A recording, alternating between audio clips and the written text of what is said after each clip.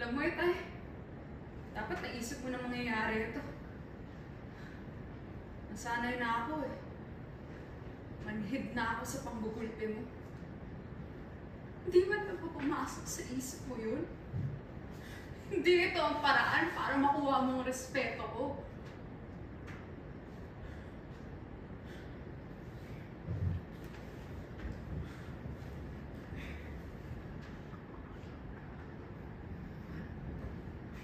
Meron lang sana akong mga kapatid na kadamay sa napakasayang bonding natin na ito. Kung may kapatid lang ako nakatulong sa pagtanggap ng suntok mo o makatulong magpaliwanag na mali ang ginagawa mo sa akin.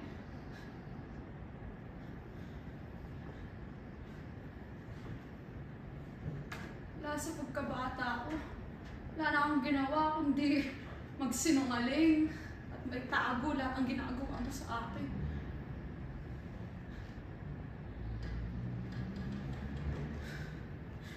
Lagi kong kailangan ngumiti at magpanggap ng parang walang nangyari. Para wala man na magsuspetsa. Para hindi makita ang kahihiyan ko. Para kahit sino man lang di malaman ko anong nangyayari sa bahay na ito. Sige, gulpin mo lang ako, Itay! Kung dun gagana ang kalooban mo. Bahay mo naman ito. Isa lang akong ahas na di kita maintindihan. Dahil bata pa ako at tanga pa para malaman kung bakit po ako sinasaktan.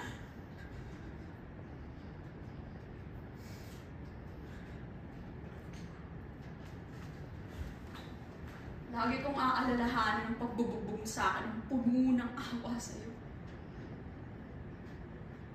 Dahil mas malalim ang sugat na dala nito para sa'yo.